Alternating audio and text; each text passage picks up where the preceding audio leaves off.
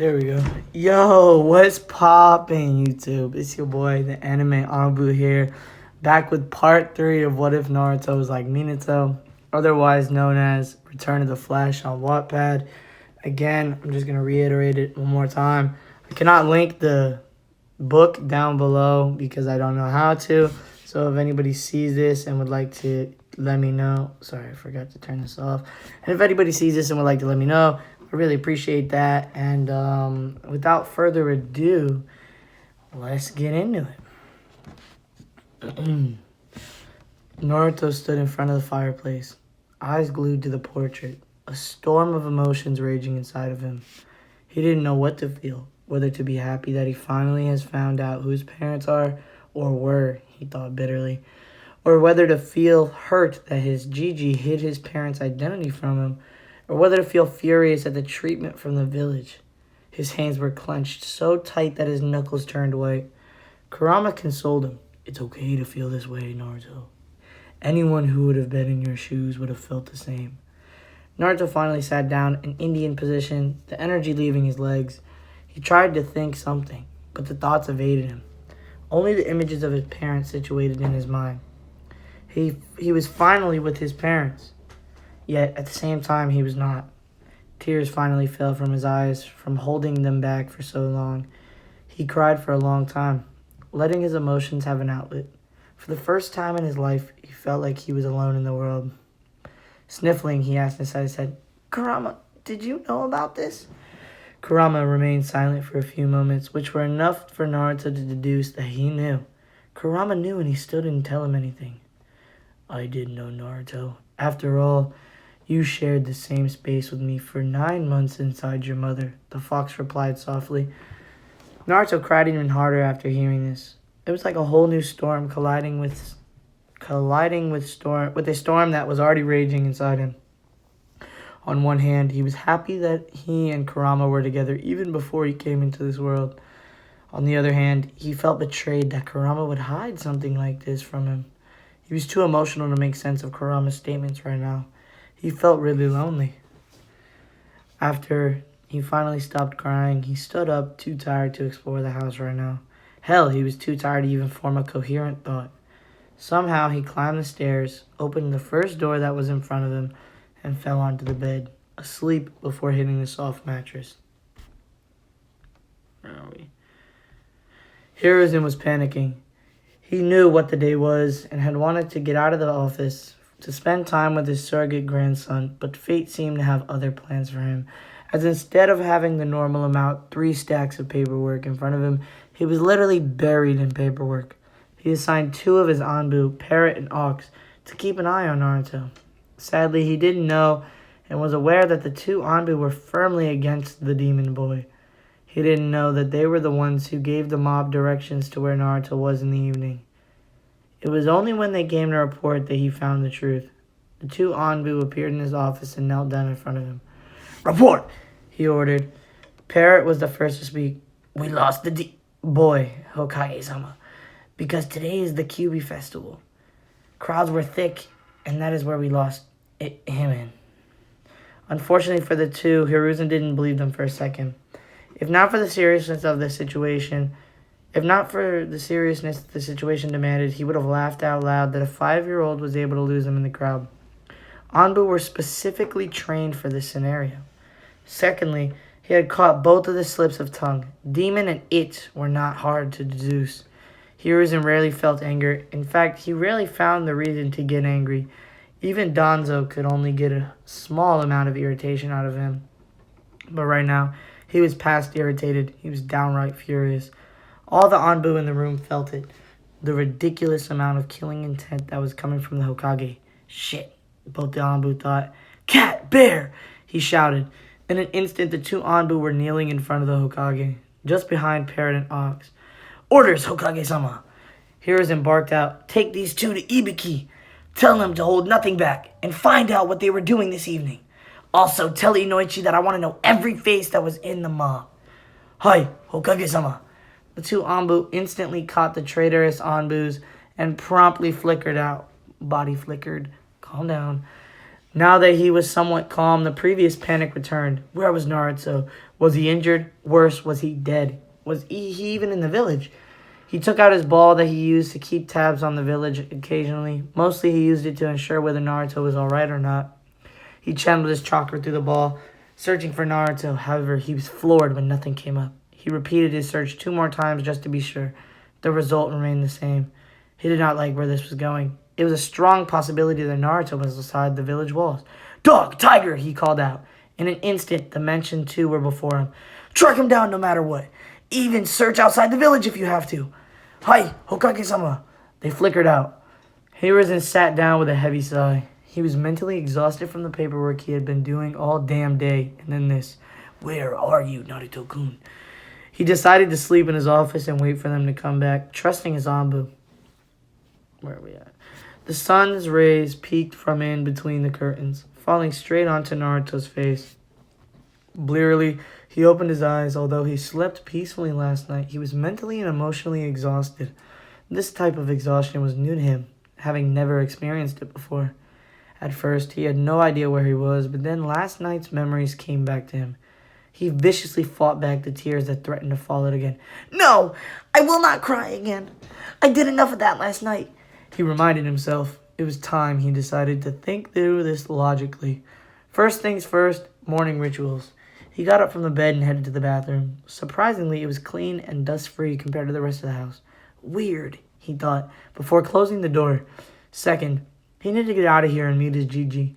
He had no desire to meet that man now, but the man had looked after him like his own. He was there for him when no one was. He was probably worried sick. Although he was dying to explore the house, it was best not to worry the old man even more. Besides, the faster he could get this over with, the quicker he could return here to explore.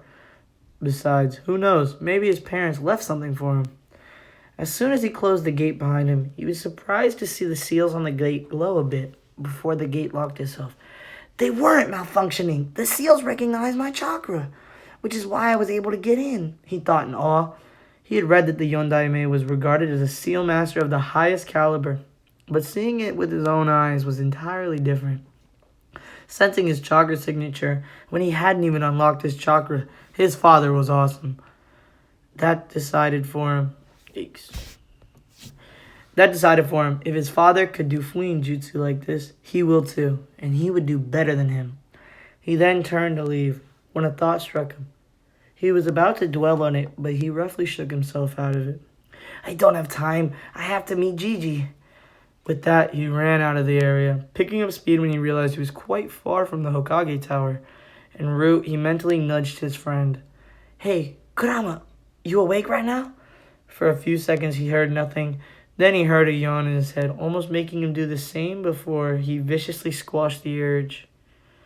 "What's up, Naruto?"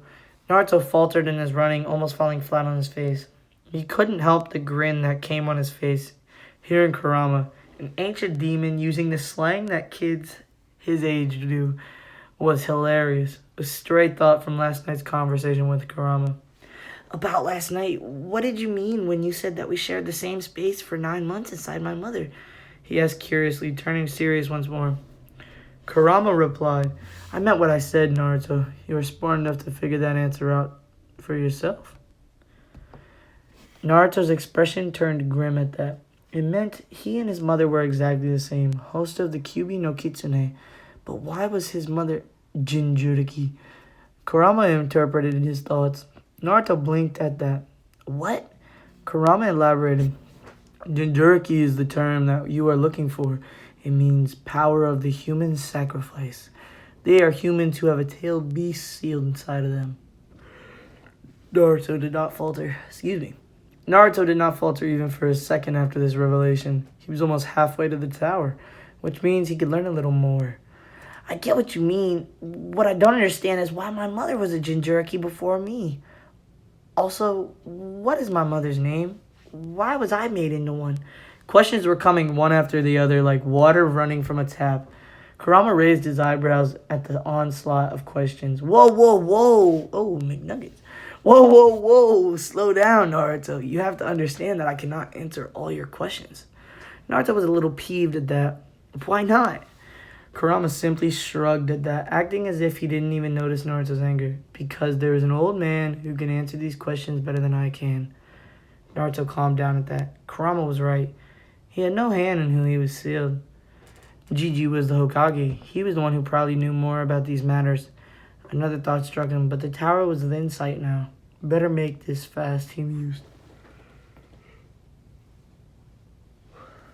Hey, Kurama, what was that you gave me last night as a gift, he asked.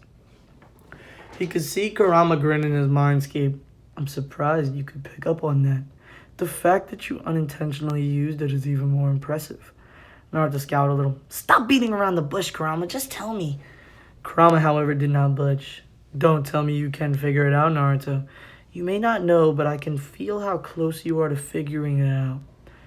Naruto was slowly getting irritated with the games of riddles that Kurama was deliberately dragging on. He was about to give him a mental scar to remember when he suddenly figured it out. He had actually felt the mob approaching. Did you actually give me a sensory ability? Kurama shrugged. Naruto mentally whooped. Thank you so much, Kurama. Secondly, his tone turned menacing, causing Kurama to lift an eyebrow. This is for annoying me with riddles. With that, he turned his entire mindscape orange. He would cherish Kurama's yells of horror forever. He reached the Hokage tower. Panting only lightly, standing in front of the tower, he felt a little anxiety creeping up inside him. He faced the sky. What time is it, Kurama? Observing the position of the sun, it should be around 6 in the morning, he deduced. Naruto idly questioned himself. Would Gigi even be awake at this hour? He shook his head. He would not back down now. He steeled himself and entered the tower. Seeing almost no one in the corridors, he almost turned back, but resolutely thought to himself that he would wait for him. He arrived in front of the Hokage's office. Seeing the absence of the secretary, he knew was supposed to be here. He sat on the bench outside the office. This was his first time in the Hokage tower, so he decided to look around. But there was not much to look around. All the important stuff must be placed somewhere where only authorized people could access it, he assumed. Sighing, he closed his eyes, figuring he could talk to Kurama about his newly acquired sensory abilities.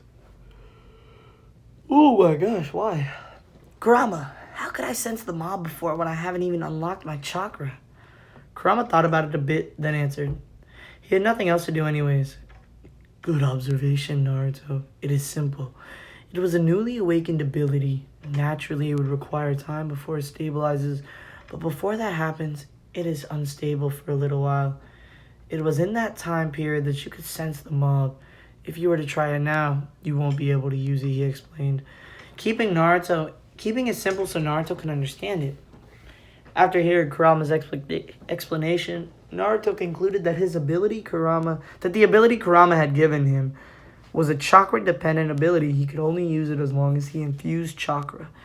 That too in a specific way, so that he could sense. That too in a... Yeah, okay, I got it right. Damn, that means I have to first unlock my chakra, he pouted. Kurama spoke again. Before I forget, I did something as well. Sensory ability was not the only thing I gave you. Naruto rose an eyebrow in confusion. Now that he thought about it, not many kids his age could do that. What do you mean? Kurama expanded on his statement. I tweaked your ability to sense danger as well. Naruto nodded. I noticed that. Kurama's grin became sly. Then did you also notice that when your danger sense activated, your surroundings seemed to slow down? Naruto froze. Did that really happen? He thought back to the events of last night, specifically when he avoided the knives that were about to skewer him. He did remember seeing the knives coming in a sort of slow motion. Damn. He mentally whistled. Holy shit, you're right. I remember that. How is that possible anyways? This ability would be so useful in the future. Kurama shrugged. It was my way of thanking you for what you did for me last night. Naruto deliberated on whether to try and unlock his chakra right now or to wait to enter the academy and then unlock it. So deep he was in thought, he did not notice the Hokage coming his way. Give me a sec. Let me get a sip of water, please. Alright, let's continue. Hiruzen had a restless night. The aged Hokage's worry increased when Dog and Tiger came back after a search that lasted 4 hours. They reported that they searched every corner of the village, every possible place where Naruto might be, but found nothing. Hiruzen dismissed them and headed back to his home, turning in for a sleepless and worrisome night. When he got up in the morning, his first thought was about whether Naruto was alive or not. He immediately got up. Shaking off the morning drowsiness like a seasoned veteran, he quickly got dressed and used the body flicker to get to the Hokage tower. He quickly climbed the stairs that led to his office, intent on resuming the search for Naruto as soon as possible. He froze in his tracks, however, when he saw a familiar orange jumpsuit-wearing kid deep in his thought, which was not unusual for him. "Naruto!" His exclamation was filled with relief and happiness. Naruto looked up, and Hiruzen knew something was wrong when instead of seeing the usual face-splitting grin, he was greeted with a small smile filled with sadness. Nevertheless, he grabbed the boy into a bear hug, which Naruto did not hesitate to reciprocate. "Are you okay, Naruto-kun? Where were you last night?" The questions rushed out like water breaking from a dam. He felt tons lighter than he did last night. Naruto gave him a small smile and said, "Somewhat, GG. And as for the second question, I need to talk to you in private." Relieved but his confusion growing, he ushered the boy in his office. Naruto's keen eyes scanned the office looking for places where shinobi might be hidden. The Hokage couldn't be without bodyguards after all. The upper 4 corners of the room, that's where they're hidden. Kurama supplied helpfully. Oh, wrong voice. Let's continue. Naruto gave him a nod of thanks, then turned his attention to the aging Hokage. "So Naruto, what did you want to talk about?" Naruto debated whether to tell the old man to make his Anbu leave, but decided to kill 2 birds with 1 stone. "I know who my parents are." That simple statement changed the entire atmosphere of the office. Hiruzen tensed up, and so did the Anbu in the office. To those who were intelligent, it was quite easy to deduce whose son Naruto Uzumaki was. My bad. Fortunately or unfortunately, those were very few. However, Naruto's file itself was classified with no one but only the Hokage had access to it. To find out that Naruto knew about something that only the Hokage had access to was unexpected. Hiruzen wasted no time. Waving hand seals, the Anbu recognized the order to leave them alone. They vanished, and Hiruzen activated the privacy seals in the office. He gave his complete attention to Naruto. And who were they? Naruto was unnerved by the caution in the old man's eyes, but steeled himself and answered, "The Yondaime Hokage and his wife." Hiruzen closed his eyes and accepted his resignation. He always knew Naruto would find out, but he just never expected it to happen so soon. He opened his eyes to find himself on the receiving end of Naruto's accusing stare. "Why did you pretend you didn't know, Gigi?" Hiruzen barely caught himself from flinching. He gave a sigh. "Who told you?" Naruto promptly answered back, "I figured it out myself." How? The curiosity was killing him. He had to know if someone was out there wielding such dangerous information. Naruto recounted the events of last night, and at the end of his explanation, Hiruzen was both relieved and curious. Relieved because he was glad that no one besides Naruto and him knew his parents' identity, and curious because he never knew that Minato had found a way to hide from his peeping ball. What? Bruh. I digress. Both him and Naruto sat in silence for a while. Naruto was the one to break it first, hurt in his voice. "Gigi, why did you not tell me?" Hiruzen responded, weariness coloring his tone. "Naruto, you have to understand that your father had many enemies. I could not afford to take the chance that you wouldn't blurt it out accidentally." Anger filled Naruto. Do you have any idea how desperate I was for answers?" he whispered, but the anger in his voice was as clear as the sky. Guilt hit the Hokage with the force of Guy's fist. He could honestly not relate to Naruto's situation. "Do you know?" Naruto's voice was a little bit louder this time. "How it broke me not to know the identity of my own parents?" He was shouting at the end. "I have the right to know that information more than any other person in the world." Tears were freely flowing down Naruto's face by now. Hiruzen himself was shedding tears of his own. Naruto was right in that account. He had a right to know who the people were who brought him into the world, more so than anyone.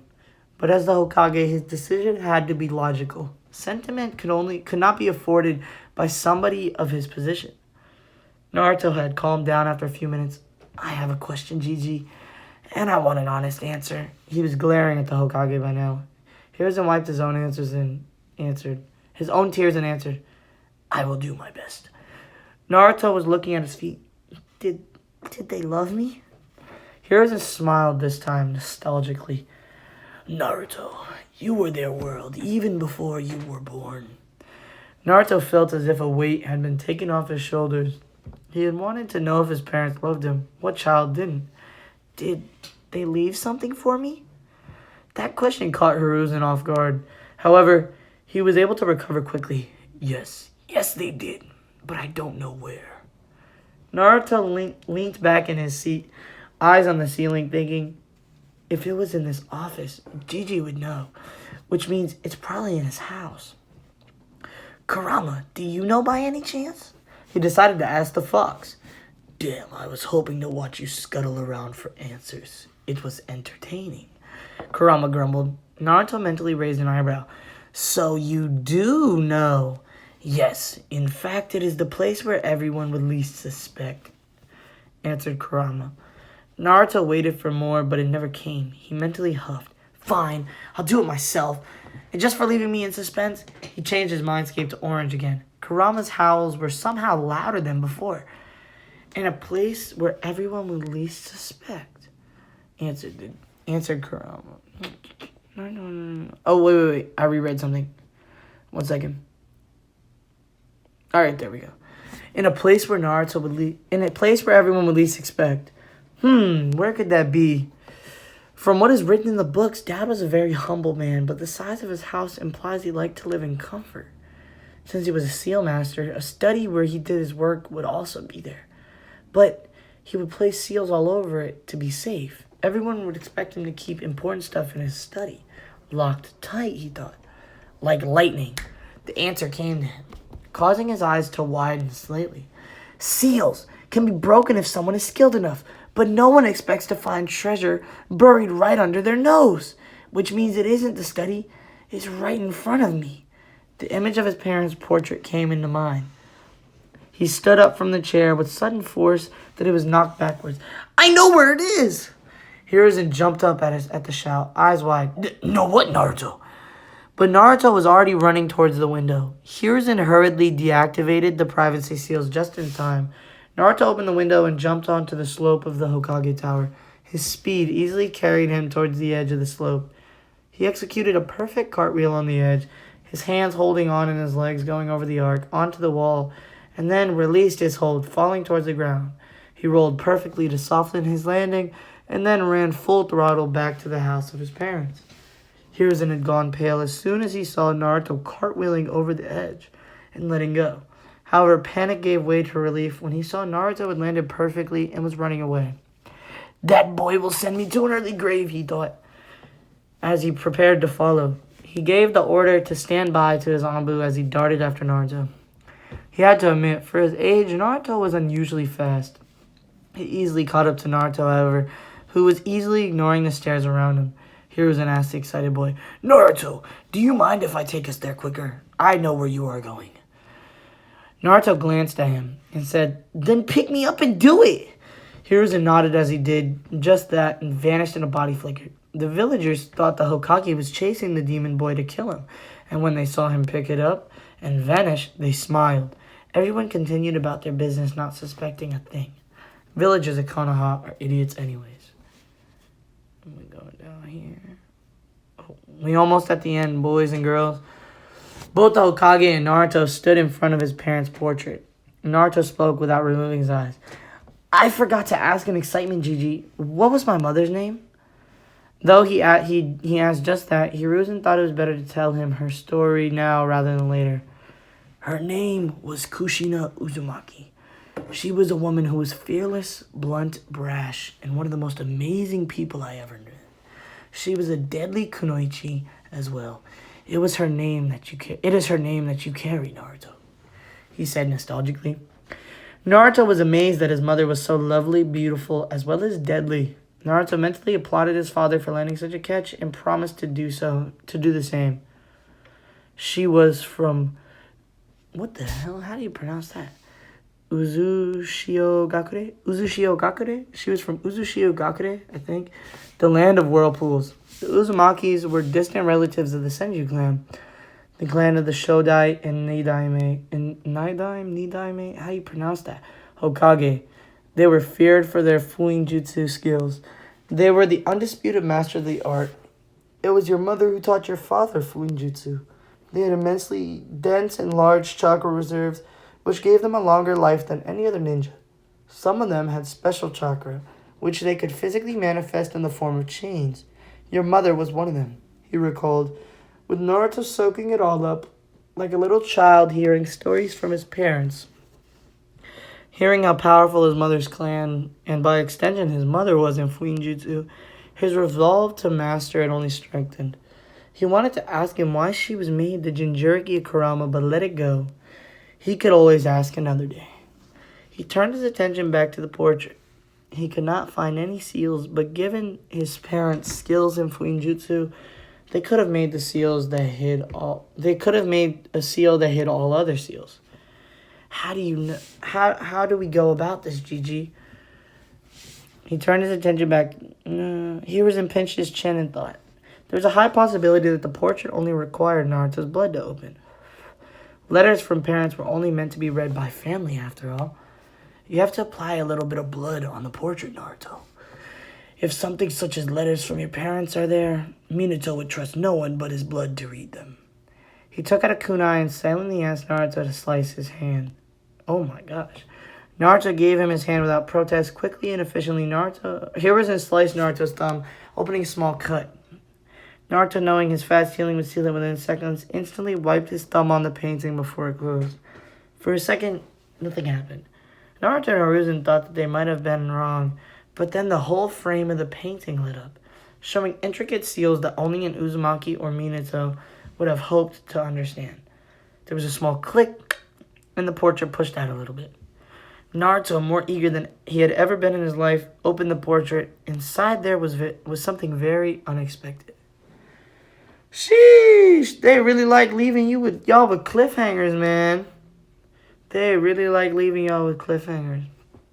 Oh. But, I mean, with that, that is part 3 to What If Naruto's Like Minato, otherwise known as Return of the Flash on Wattpad. One more time, just, letting y'all know where it is. I'm not trying to take credit for any of this stuff. I'm just reading the story, okay? If I could link it, I would. I just don't know how to. So if you see this, let me know if you know how, and I would very much appreciate that. And, leave a like and a comment if you enjoyed this episode. Just let me know. And with that, shoot, your boy's out. Yeah, I'm out.